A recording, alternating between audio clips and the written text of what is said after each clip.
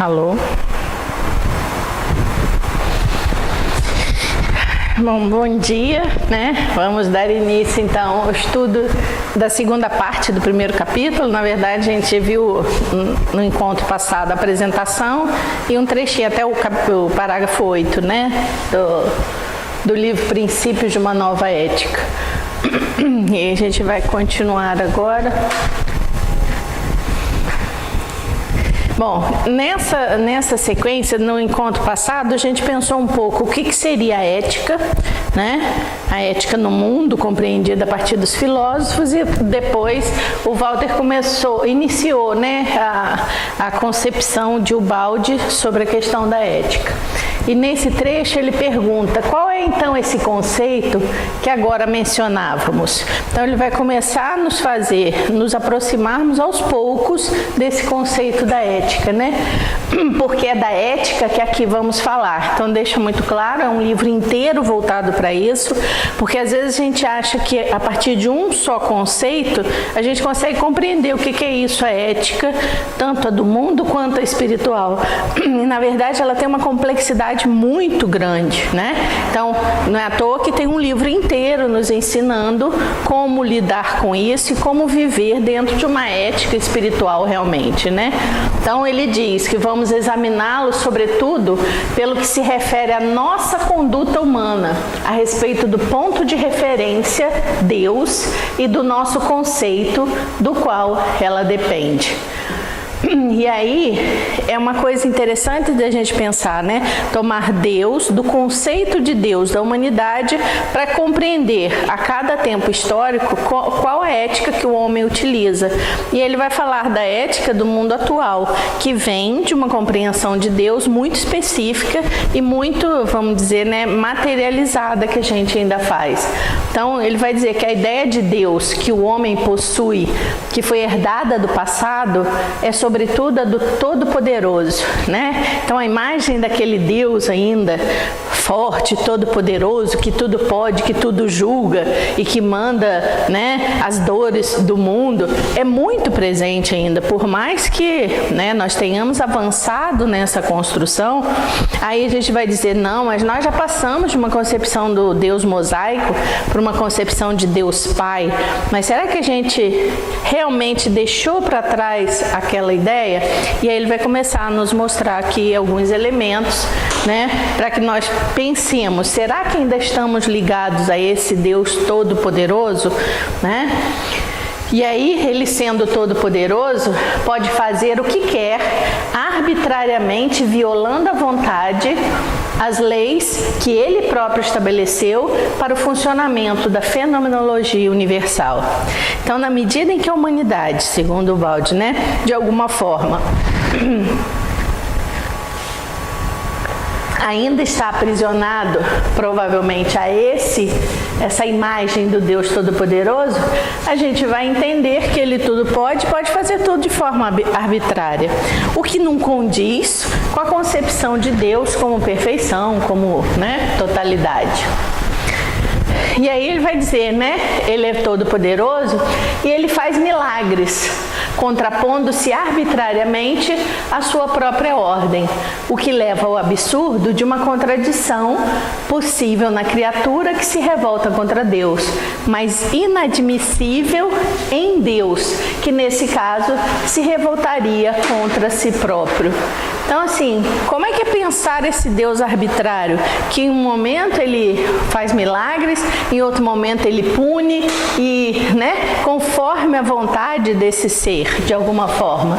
Então, realmente, é uma coisa que, como ele está nos sugerindo, né, tem que parar para pensar, que ética é essa, que Deus é esse que nós compreendemos, né? Mas aí, o que ele vai dizer? A compreensão desse Deus Todo-Poderoso tem um motivo. Ele vai falar aqui. O homem não podia sair da sua forma mental e nada mais possuindo para interpretar, né, teve que construir para si a sua ideia de Deus somente com os conceitos que lhe forneciam as suas experiências terrenas. Então, na verdade, a compreensão mais do passado, que tem seus resquícios hoje desse Deus inadequado, né, todo-poderoso, é em função do quê? Da forma mental do involuído. Não tem como exigir de um involuído uma compreensão mais profunda desse Deus, né? E esse Deus fica fechado dentro do seu inexorável antropomorfismo, né? Esse Deus favorece quem quer, com a sua graça, infringindo o seu princípio de justiça. Então é como se, pela vontade de Deus, ele fizesse milagres ou punisse ao seu bel prazer. E aí, cadê aquela ideia, né, do Deus amor, do Deus pleno, do Deus justo?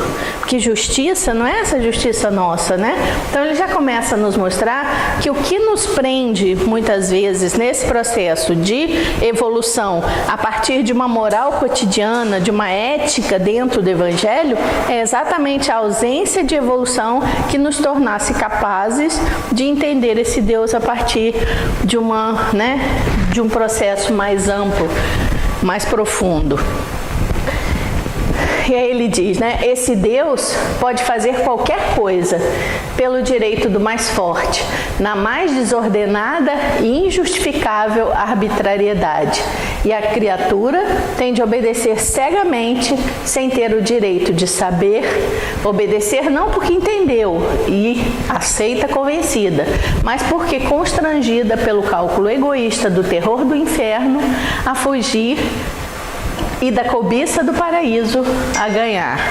Então, assim, né, fica muito claro pra gente que as próprias religiões e a própria forma de entender Deus ao longo dessa nossa história ficou atrelada ao nosso limite evolutivo, e isso fez com que todas as coisas fossem explicadas o que? Isso é mistério, né? Então, o mistério como fundamento de uma não compreensão, de um não aprofundamento.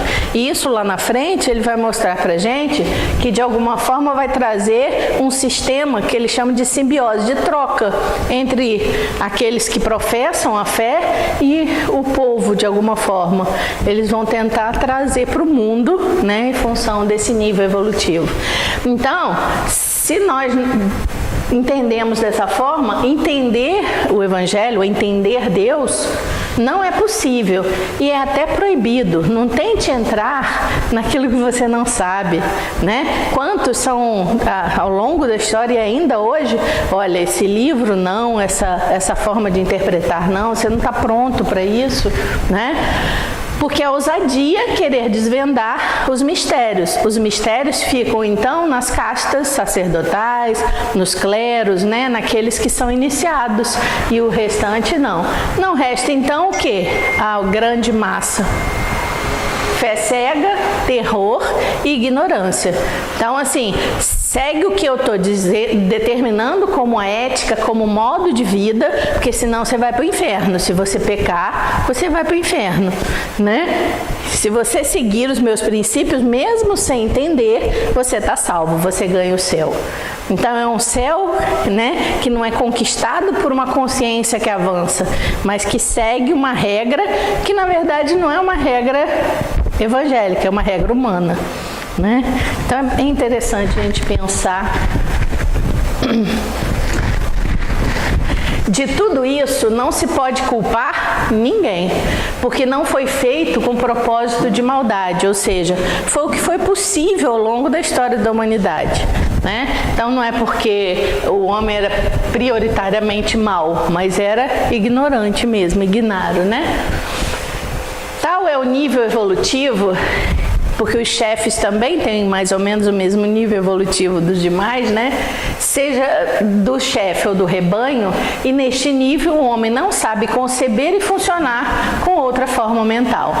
Mas é lógico que, se desta sai aquela concepção de Deus, saia também uma proporcionada concepção da ética, isto é, uma moral egoísta, de arbítrio, baseada no mesmo princípio da força, que autoriza Deus a mandar, ou da astúcia, que ajuda o homem a se evadir daquele comando. Essa é uma posição falsa e emborcada da ética. Então, na medida em que se tem uma concepção de Deus como poder, né, e da massa como massa de manobra, isso vai se expressar na ética cotidiana. Então, aqueles que podem mandar vão mandar, né? E aqueles que não podem vão estar sob o comando de alguns. Só que sempre tentando o quê? Evadir dessa ética. Bom, então se para ser santo, se para viver o evangelho eu preciso abrir mão da minha riqueza, vamos dizer assim, né? Tomando ao pé da letra o evangelho.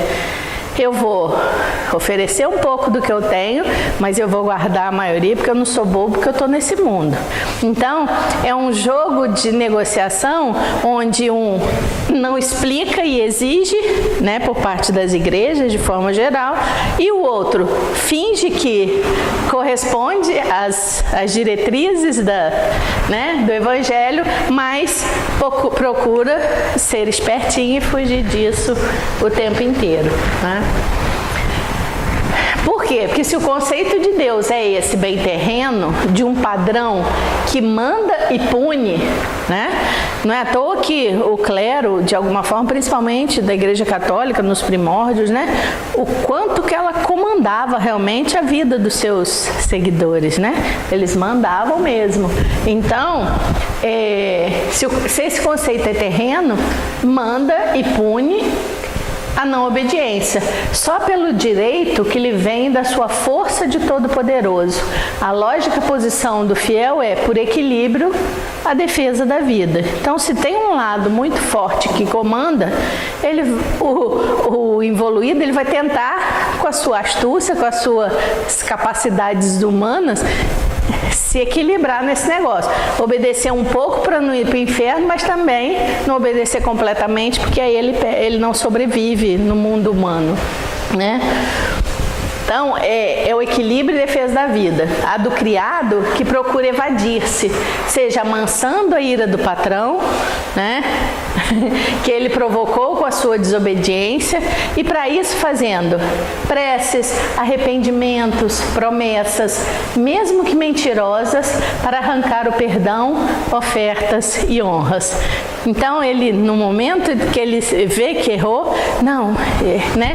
A gente faz um pouco isso, né? A gente se redime, a gente pede perdão, mas no fundo a gente sabe que não é capaz de produzir, é igual a promessa, né? Esses dias um amigo perguntou assim, é muito errado não cumprir uma promessa, porque eu fiz uma promessa e não cumpri. Eu falei, é com você e Deus, eu não sei de nada não, né? Porque no fundo ele fez uma promessa que ultrapassava a capacidade dele de conseguir cumpri-la, né? Então, no fundo, essa evasão que ele está falando, essa tentativa de acalmar Deus, é um pouco a estratégia nossa quando a gente faz o meia-culpa, mas é um meia-culpa que não tem fundamento na nossa, né, na nossa profundidade.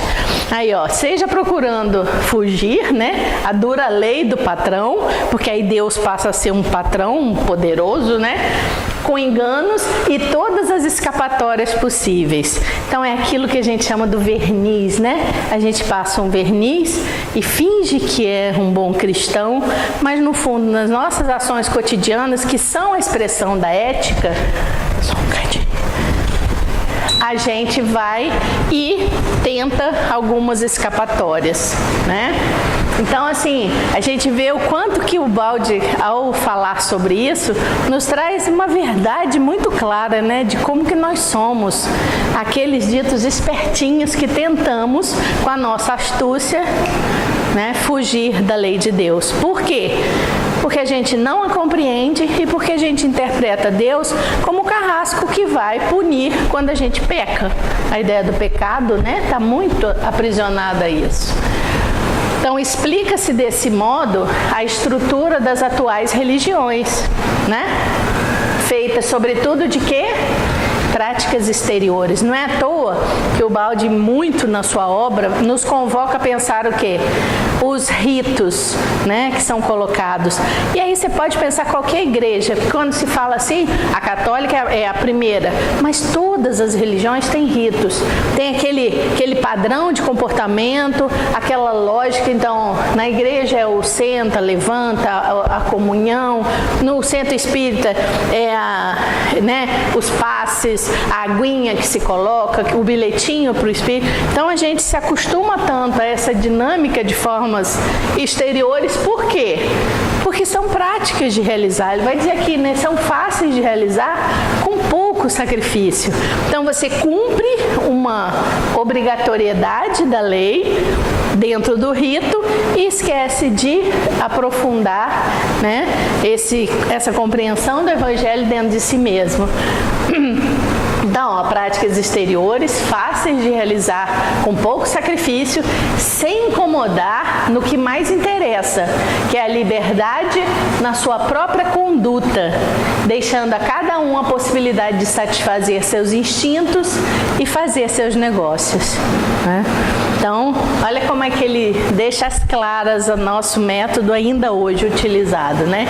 Em vez de ter inexoravelmente de pagar aquelas consequências, como disse o Cristo, né? Até o último ceitil, ou seja, cada ação antiética no sentido evangélico tem que ser paga no sentido da vida comum, né?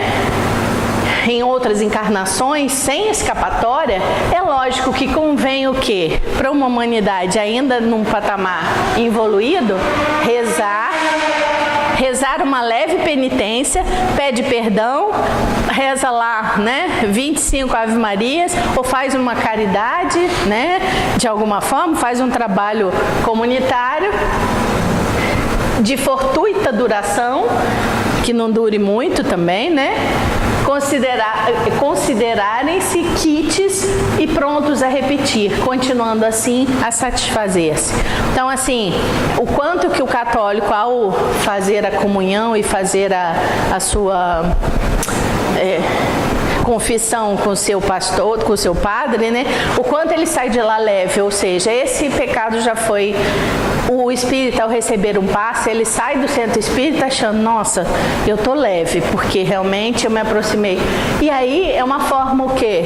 Provisória, relativa, um arrependimento muito específico, mas que não pensa nas causas e muito menos do quanto se tem que mudar, por mais que, por exemplo, nos grupos espíritas se fale, né? Olha o merecimento, você pode receber o milagre hoje da cura, mas amanhã você pode retomar se você não mudar o rumo, se você não mudar a sua vontade. Só que isso, aí conseguiu o milagre, foge da igreja e vai viver mais um pouco até que a dor chegue de novo. Esses somos nós. É difícil, às vezes, a gente, né, se olhar dessa forma? Né? A gente não tem muita coragem de olhar a nossa própria carinha no espelho. Mas é isso aqui que nós somos, né? É dessa forma que nós agimos, né? Então, ele vai dizer que esse é um método adaptado ao quê? À comum psicologia atual. Então, ele está falando atual, é século passado, mas é atual, século XXI, né? A gente pode trazer isso para agora. E é um método aceito, por quê? Por que todo mundo aceita esse método? Porque o pagamento é barato, convindo como bom negócio. Então é rápido. Eu vou ao padre, me confesso e saio de lá sem pecado. Eu vou no grupo, peço lá, né, aos espíritos ajuda, recebo um passe e me sinto limpo. E quando, né, interiormente a gente continua com a mesma negritude de antes, independente. Por quê? Porque a gente paga ceitil por ceitil aquilo que a gente faz no mundo. Não tem como, né? Aí ele diz, permanece, porém, com tal método, o defeito de que ele é um engano que o homem quereria praticar à custa da justiça de Deus, mas que acaba recaindo sobre o culpado. Ou seja, não resolve fingir que não quer pecar mais, né? Vai recair sobre o culpado, que nem por isso poderá escapar à justiça da lei de Deus, e que terá de pagar da mesma forma a sua dívida, e isso sem entender nada nas reencarnações futuras. E esse trechinho aqui é muito interessante, né? Ele vai pagar e mesmo sem compreender, né? À toa que se pergunta, mas por que eu estou passando por isso? Por que eu estou tendo essa experiência? Porque no fundo a gente reencarna tendo por nossa involução que esquecer as nossas, né, histórias pregressas, e mesmo acreditando em reencarnação, a gente fica se perguntando, mas por que isso, Jesus? Oh meu Deus, é tão dura a minha dor, né, nesse momento. E a gente esquece que a causa somos nós mesmos. Por quê? Provavelmente nós tivemos oportunidades e fizemos isso aqui. Usamos o método da escapatória. Finge que melhora e vai caminhando. Aí depois, quando chega numa próxima experiência, não sabe por causa de quê que as coisas estão acontecendo desse jeito, né? Temos de um lado a casta sacerdotal, e aí não se compreenda somente Igreja Católica, né? Mas a casta de todas as religiões, que justifica a sua existência e posição de domínio, né? Então, eles se justificam por quê? Porque eles são os detentores do saber sobre a lei de Deus. Eles são os detentores dessa interpretação de Deus. Eles sabem, né? Enquanto representantes desse Deus. E aí, com o quê? Com poderes espirituais, dos quais depende a nossa vida futura. Então, eles têm o domínio sobre a espiritualidade da sua massa de seguidores, né? Olha o poder que isso traz. Não é à toa que isso trouxe grandes problemas para todas as nossas religiões, e ainda hoje trazem, né? Quantos dissídios, quantos conflitos, exatamente porque exacerbando o seu poder, né? Se achando detentor da lei de Deus, colocando sobre os seus próprios pés a massa de seres humanos, né? Ao longo da história. Do outro lado, aí a gente fala, nossa, eles são meio malzinhos, né? Mas tem o outro lado. Do outro lado, temos o termo oposto, representado por quem? Pela massa de fiéis, que tem a mesma sintonia, que tem o mesmo nível evolutivo, né? Que procuram os meios para quê? Para se assegurarem nas melhores condições de vida, ou seja, sem viver o mundo material, na sua continuação depois da morte. Então, o que? Eu tenho que arrumar uma forma de viver bem essa existência, mas querer guardar um lugarzinho lá no céu. Não é à toa que ainda hoje se vende um lugarzinho no céu através do quê? Da compra desse lugarzinho no céu, né? É em bem menor proporção, mas é assim. Ou até mesmo quando você faz orações mentirosas, né? Você de alguma forma está fazendo essa negociação com a lei para ganhar. É fim dos tempos, então eu vou melhorar aqui porque eu quero estar livre disso de alguma forma. É tudo escapatória, é tudo porque se você tem medo disso, é porque você não está vivendo, né, a lei de Deus na sua plenitude. Então, assim, é para assegurar melhores condições de vida na continuação depois da morte. Uns e outros são impulsionados pelo mesmo instinto vital que quer viver e sobreviver. Então, assim, não é o viver o espírito, mas é o viver um pouquinho o espírito e sobreviver na vida material. E foge, como o diabo foge da cruz da morte, né? Que é o nosso grande... Ontem mesmo eu vi uma palestra de Robson Pinheiro e ele falava assim, eu estou ficando cansado de tanto falar para os espíritas que são os piores, quando chega a falar de morte, são os primeiros a querer correr, são os primeiros a querer descobrir para onde que eu vou para fugir desses problemas todos, né? Então, como é que mesmo compreendendo que nós vamos, né, viver algumas existências, mas que a nossa verdadeira vida não é a vida material, a gente quer, né? Essa palavra quer viver e sobreviver. E a gente luta, mas luta com todas as garras, estudando a lei de Deus, né? Cristo na segunda-feira, né? A gente falou o quanto que a gente luta para essa sobrevivência. E aí, quando você ouve do Sermão da Montanha, né? Ou a frase do Cristo, dê a outra face, né? Aí você fala assim, não, peraí, né? Se eu der a minha outra face, eu não vou sobreviver nesse mundo da forma como ele é. E aí a gente arruma uma justificativa que está no mundo e não em mim, para não fazer aquilo que a gente precisa fazer. Mas todos, uns, ou seja, o clero, ou os outros, que são a massa humana, né, vivem no mundo e dentro de um nível de evolução onde não há ser que não seja rival do outro. Então, ele tira a nossa, né, incapacidade de enxergar e tira o verniz completamente com essa frase, ou seja, não há nesse mundo, né, de um ou de outro, seres que não sejam rivais dos outros. Óbvio, com as exceções dos santos, dos grandes gênios, dos grandes enviados. Fora isso, todos somos rivais. Em alguma medida, nem que seja no ponto de vista das ideias, nós somos rivais. Nós não sabemos negociar. Então, você pode não ser agressivo, mas você contrapõe a partir, às vezes, de um olhar. Você nega o outro na sua forma de interpretação. Somos rivais? Sim. Estamos num sistema de luta? Estamos, né? Isso a gente não pode negar, não. E isso tudo o quê? Para satisfazer a necessidade de todos, que é de quê? A de viver. E que o Baldi diz, é necessário. Foi necessário na nossa humanidade esse método. Só que chega um momento que é preciso reconhecer que esse método não é evangélico. E que a gente precisa arrumar um outro caminho de existência. Por isso, pensar os princípios dessa nova ética. Como é que é construir realmente uma ética dentro do evangelho? Aí o primeiro movimento é esse. E o estudo de hoje é todo voltado para isso, para o reconhecimento dessas fragilidades que estão na nossa forma de viver o cotidiano mesmo, né?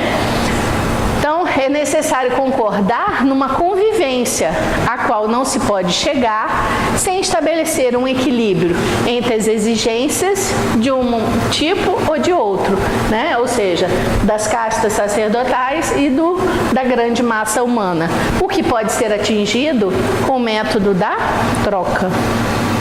Então, assim, eu cobro, eu te exijo isso pelo ponto de vista das religiões e a massa responde minimamente, mas também vai exigir algumas coisas que a gente vai ver na frente em troca, né? E aí é o método da troca pelo qual, para que seja possível coexistir, cada um dos dois dá alguma coisa para receber outra. Cada um dá o que tem. O clero, né? Ou os pastores dão alguma coisa e a massa humana também, só que dentro do limite seu. Assim, a casta sacerdotal oferece ao mundo o quê? A solução dos problemas da vida de além-túmulo com a salvação eterna. Então, faça tudo direitinho que você vai para o céu e vai ser feliz na eternidade com Jesus e com Deus, né? E recebe em troca o quê? Recursos materiais e poder, né? Domínio do qual precisa para viver. Então, olha só como é que há um processo realmente de troca. Os dois precisam de alguma coisa. E, dentro de uma lógica bem humana, né? Bem fora do evangelho, fazem essa troca aqui. A casta sacerdotal oferece vida eterna para quem seguir, mas em contrapartida tem que ter obediência e tem que ter ajuda financeira. Porque nenhuma religião sobrevive, né? Sem isso. Bom, do outro lado, ele continua, a massa dos fiéis recebe da autoridade espiritual para isso, encarregada por Deus, porque, né, são os representantes de Deus na Terra, a garantia de uma vida futura feliz, executando apenas algumas práticas exteriores. Então, assim, você tem que ir no grupo, você tem que fazer caridade, ou então você tem que ir à missa todo domingo, você tem que comungar, você tem que confessar. E aí essas práticas exteriores, o cara reproduz isso de forma inconsciente e acha que o pedacinho do céu está reservado. Mas eu vou ao grupo espírita toda semana, eu faço caridade, eu vou lá, entrego a cesta básica no dia tal, no fim do mês, eu pego minhas roupas que não uso mais e estou dando, e acho que isso vai resolver alguma coisa. Por isso que hoje alguns pensadores já estão traduzindo caridade em fraternidade, para que amplie, porque caridade não é só a caridade material, mas na maioria das vezes a gente interpreta como caridade material, né? Que é doar o que o outro não tem. Mas a verdadeira caridade ou a fraternidade ultrapassa o sentido do doar e é doar-se a si mesmo, é o amar o próximo como a si mesmo. Aí sim, né? Essa é a verdadeira fraternidade. Só que aqui, o que acontece? A massa humana espertamente oferece então essa submissão ao poder desse clero, desses pastores, mas por outro lado exige que eles digam, não, cumprindo esses ritos, vocês têm um pedaço do céu. E afirmando que acredita em coisas que não entende, nem lhe interessa entender. Então ele acredita no que o comandante, o coordenador, o mentor espiritual, mentor humano, das casas, o padre, o pastor, o bispo, falou, eu acredito. Entendi? Não. Mas como ele está me dizendo que se eu seguir o que ele fala, e aí eu não preciso gastar a minha consciência para buscar e compreender nada. E eu continuo na minha vidinha comum, Por sua vez, aí vem ele, a classe sacerdotal, pelo princípio da troca, tem direito que a sociedade lhe retribua essa dádiva de oferecer o céu, reconhecendo o seu poder terreno com todas as suas decorrências. E aí como que a gente transformou aquele cristianismo dos primeiros cristãos, de humildade, de oferta de si mesmo aos irmãos, a gente foi transformando quase que, tem alguns estudos que mostram, a gente absorveu a lógica romana das grandiosidades e aí a gente trouxe isso para dentro da igreja com coroas, cetros, imagens enormes, que os romanos adoravam. E a gente traz isso tudo para dentro da igreja e para isso a gente precisou de muita ajuda da população para fazer esse movimento.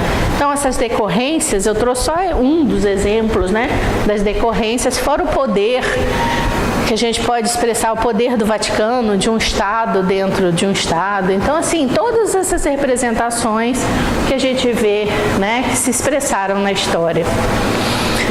Então realiza-se assim a troca que permite o quê? Permite a convivência.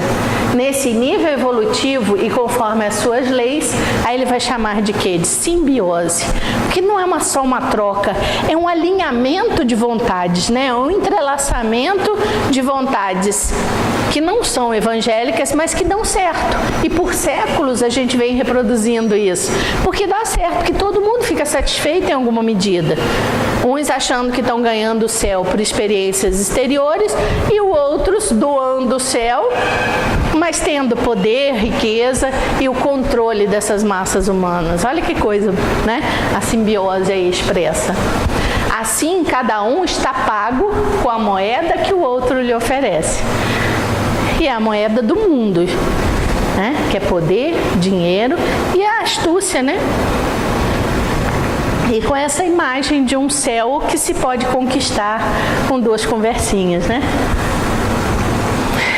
Simbiose entre o espiritual e o material. Não é à toa quando ele estuda lá, na descida dos ideais, o quanto que a gente pega a espiritualidade e deforma e traz para o nosso nível, E aí, quando traz para o nosso nível, produz como método o quê? A simbiose, ou seja, vamos trocar e vamos levar a vida tentando burlar a justiça divina. O espiritual concede o paraíso e obtém a sua posição material. né? O material dá vantagens concretas, mas exige por isso ser pago e toma as vantagens espirituais. Então, olha o sistema de troca aqui, né? Mas cada um faz as suas contas, é um controlando o outro, né? E o mundo sabe bem o que vale, dando o menos possível, sobretudo o seu incômodo esforço individual. Tanto um lado quanto o outro oferece o mínimo possível, né? Por quê? Porque se a casta sacerdotal oferece logo de cara o paraíso e ele já ganhou, e aí depois faz como? Então ele vai oferecendo o paraíso mediante o quê? Atitudes e doações permanentes até o fim da vida, né? E aí ele vai permanecendo no poder. Por outro lado, o povo vai fingindo que está, né, vivendo a experiência do Evangelho, mas vivendo o mundo material lá e leva a vida inteira também fazendo desse jeito, né?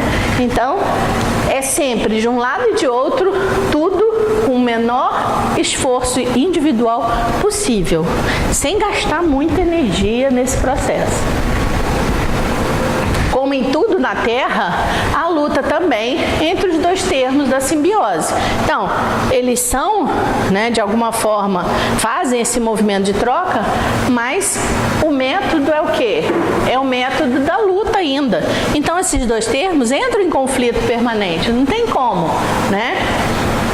Então, para receber a sua posição na sociedade e nela manter, era necessário que o poder religioso não lhe pedisse sacrifícios demasiados. Não pede exagerado, porque também, né? Pelo amor de Deus, eu quero ser bom, mas eu não vou dar a minha cara a tapa, porque aí eu vou sofrer muito nesse mundo. Não é assim que a gente faz? Permitindo-lhe ser possível atingir o objetivo, mas com pequenos sacrifícios, né? A salvação final, praticando uma moral que consista em muitas escapatórias. Então é a ética do esperto, é a ética que permite viver aparentemente o Evangelho, mas fazer suas escapadas sem que ninguém perceba, né? Pelas quais, com o mais profundo respeito pelas práticas exteriores, ou seja, ele está dizendo, essas práticas exteriores acabam um dia levando a práticas de interiorização. Então ele está falando com o maior respeito a isso, mas é preciso o quê? Enxergar dessa forma. E aí é possível dar bastante satisfação aos instintos involuídos, o que a maioria mais exige. Então você satisfaz os instintos do involuído, porque até às vezes ele próprio acha que ele está no caminho, né? Quantos de nós às vezes se acha bonzinho em alguns momentos? Não, mas eu tô muito melhor, eu tô conseguindo isso, conseguindo aquilo. Mas quando faz o mergulho interior, fala, puxa vida, como é que eu fiz isso ontem? Como é que eu fiz isso agora há pouco no trânsito? E aí a gente se pega vivenciando ainda uma ética que não é a pregada, que não é a falada por nós, né? E esse reconhecimento é fundamental para a gente crescer. Se a gente não se reconhece errando, vai melhorar o quê? Né? Então, desse modo, todos estão satisfeitos, né? Nessa simbiose, onde se luta, mas se faz acordos o tempo inteiro, porque cada um acredita ter sido mais astuto. Então, a classe sacerdotal espertamente acha que está conseguindo controlar todo mundo, e a população, a massa humana, achando que também está sendo esperto, que está ganhando o céu, mas não está sem grande esforço, né? Então, acha que está astuto, recebendo mais do que dá. O espiritual dando promessa de salvação, mas recebendo a vantagem bem positiva da sua posição social. E o material ganhando a salvação com o mínimo incômodo e esforço possível. Um acordo bem agradável, né? Diga-se de passagem, para o nosso tipo, como diz o balde, animal humano, né? O único que não ficou satisfeito nessa história é uma forma até alegórica de dizer, né? Porque Deus não fica satisfeito ou insatisfeito. Mas é só para dizer o quê? Nós ficamos fora da lei de Deus nesse processo. Quando ele diz, né? Quem não ficou satisfeito foi Deus. Então, Então, assim, nós não estamos vivendo a lei de Deus, vivendo uma ética de simbiose, uma ética de acordo, onde todo mundo ganha dentro de uma lógica do mínimo esforço, né? Então, cuja justiça, né? A justiça de Deus reclama e exigirá o pagamento de ambas as partes. Ninguém pode achar que está livre, né, de pagar até o último centil. Então, pela grande sabedoria das astúcias humanas, parece que o único nesse jogo a ficar enganado é Deus com a sua lei. Isto é, o que pode pensar esse homem com a sua forma mental de involuído e de rebelde à ordem, julgando com tal psicologia de primitivo que possa haver vantagem em, né, intrujar a Deus. Então, assim, se você acredita que a simbiose ou que esse jogo de poder e ganho do céu está enganando Deus, então realmente é possível o homem enganar Deus? Isso é um absurdo. Se ele é onipotente, onipresente, etc., né? Se ele é puro amor, como é que você está enganando? Olha o tamanho da nossa ignorância quando a gente acha que pode enganar Deus. Que eu posso empurrar para baixo do tapete as minhas fragilidades espirituais, né? Nós somos assim. Então, assim, a psicologia é tão primitiva que a gente acaba achando que Deus realmente é enganado. E o que nos dá essa sensação? É porque como a gente vive no tempo e no espaço, a gente olha assim e fala, são séculos de enganação. E a gente continua aqui, Deus não destruiu o planeta. Né? Então a nossa lógica está dentro desses milênios, desse tempo e desse espaço. Mas a gente esquece que a nossa existência é infinita e que lá na frente, seja nesse século, no próximo ou no dia seguinte, nós vamos encontrar com a nossa consciência e a justiça vai se fazer. Querendo ou não, nessa encarnação ou não, que queiramos chamar, né? Mas o homem não sabe que o único a não ser enganado é exatamente Deus. Porque é contraditório até a própria concepção mesmo desse Deus, né, antropomórfico. Que o engano cairá em cima dos dois enganadores. Isso é fato. Não é Deus que está errando, são seus filhos. Mesmo que estejam nos dois lados. Os quais não poderão deixar de pagar os terríveis efeitos da sua astúcia. A astúcia nos satisfaz, né? A gente fala, nossa, como eu sou esperto. Eu dei um banho em alguém, eu finjo que sou bom. Aqueles, né? Até a igreja tem chamado muita atenção, né? Você é um grande pai de família, mas, né, dá seus pulinhos por fora. Você é uma grande mãe de família na frente dos outros, mas maltrata seus filhos pequenos, na impaciência, na falta de afeto. Então, assim, são essas coisas cotidianas. Falar de ética é falar dessas coisas pequenas, que não são pequenas, que expressam o que somos, que a gente mostra muito o que é na vida comum e principalmente dentro da nossa casa, onde não tem muita gente olhando, é onde a gente mostra os bichos, né? Solta os bichos. Às vezes é um grande homem no trabalho e chega em casa e desforra na mulher. Então, assim, são milhares de exemplos que a gente poderia dar de coisas cotidianas que nos mostram que a gente acha que engana Deus e acha que não vai sofrer o efeito. Por quê? Porque foi esperto. Não ficou aparente, então não é erro. É erro, sim. Porque a tua própria consciência vai cobrar um dia essa atitude errada, né? Só na ignorância do primitivo se pode acreditar que seja possível enganar a Deus. Só um grande ignaro pode pensar que pode enganar a Deus, enganar a lei de Deus, né? Só sendo muito burrinho mesmo, né? Para achar isso. Mas o involuído é espontaneamente levado a tal absurdo pelo seu instintivo impulso de revolta. Então, assim, olha aqui de novo ele ressaltando que aquele mesmo impulso que nos fez cair antes da queda é o impulso que continua a dizer pra gente na nossa quase inconsciência: eu tenho como viver fora de Deus, né? Eu tenho capacidade de ser Deus também. Então eu vou fazer na minha vida aquilo que eu quero.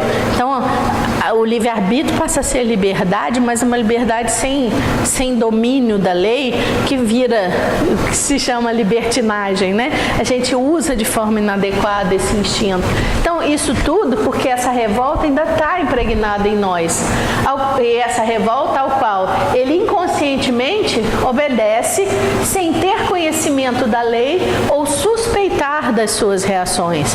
Então nós de alguma forma ainda estamos aprisionados a esse instinto de querer agir a partir de nós mesmos, fora de Deus, né? E essas reações que acontecem e que querem nos fazer enganar a Deus, significando apenas enganar-se a si mesmo.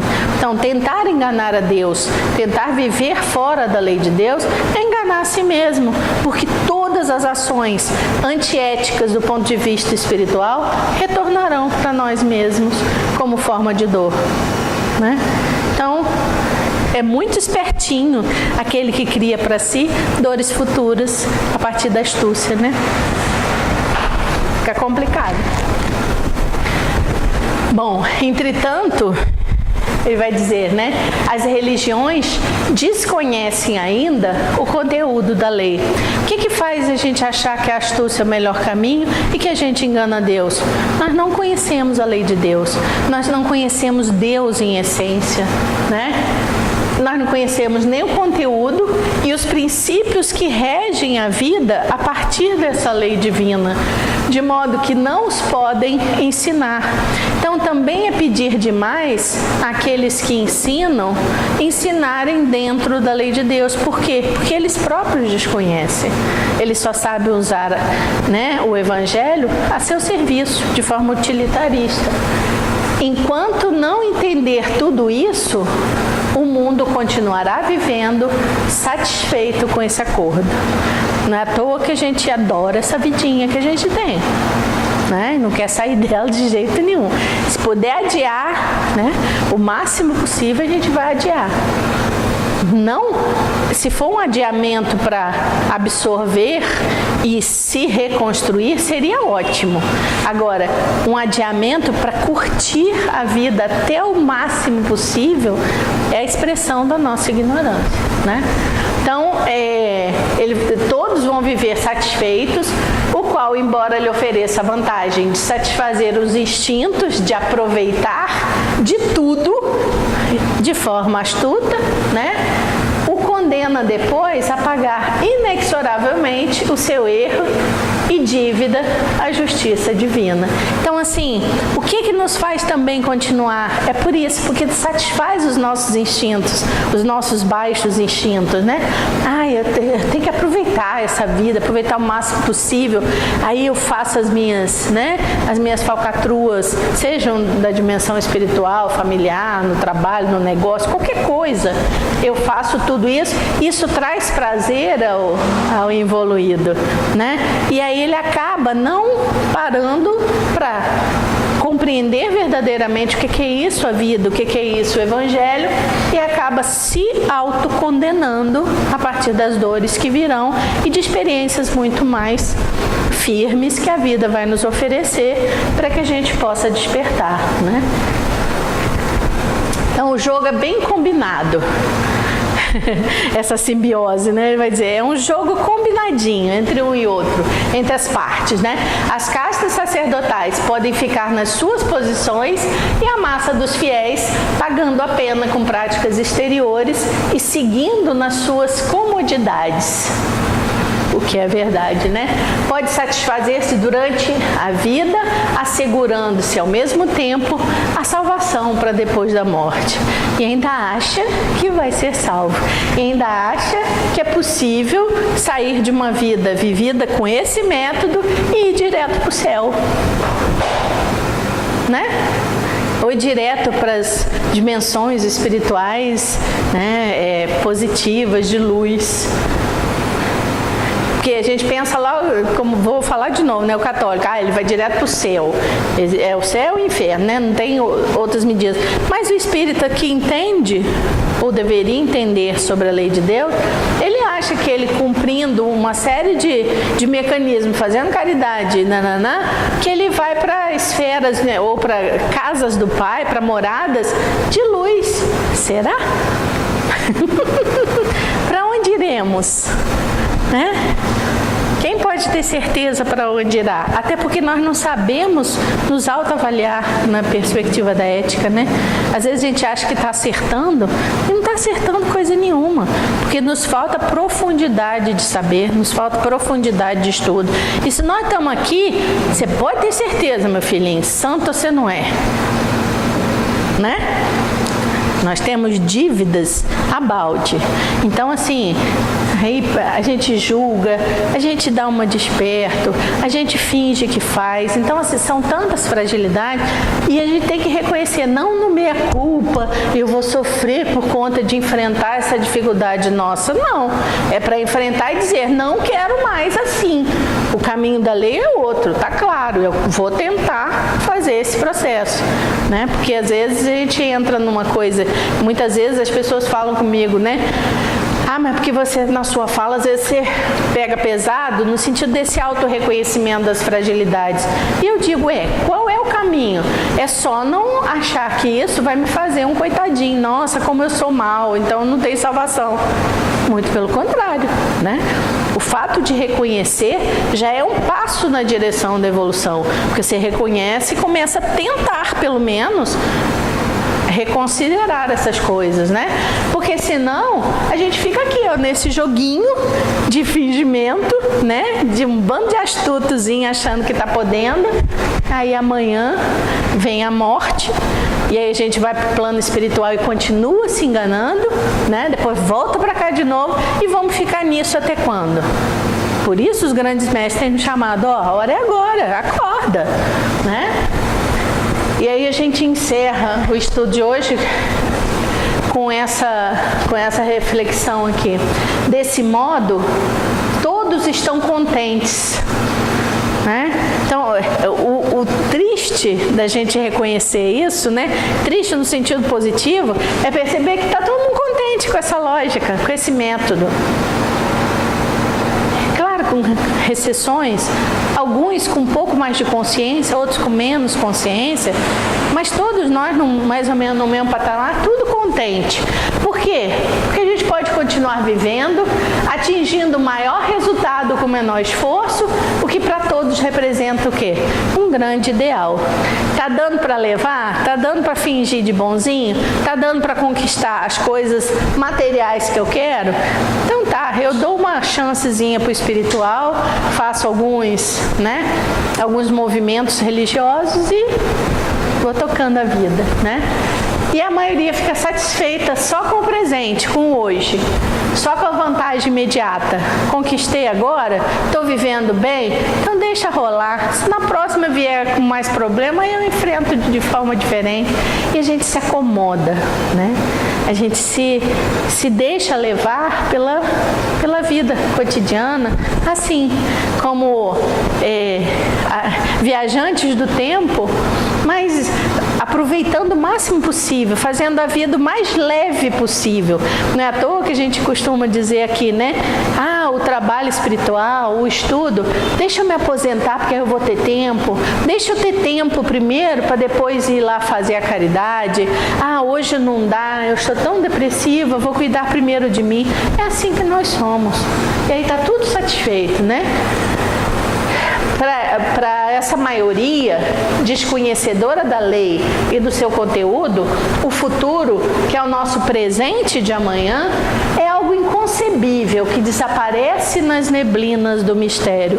Eu não tenho como saber o que vai me acontecer amanhã. Então deixa eu curtir hoje.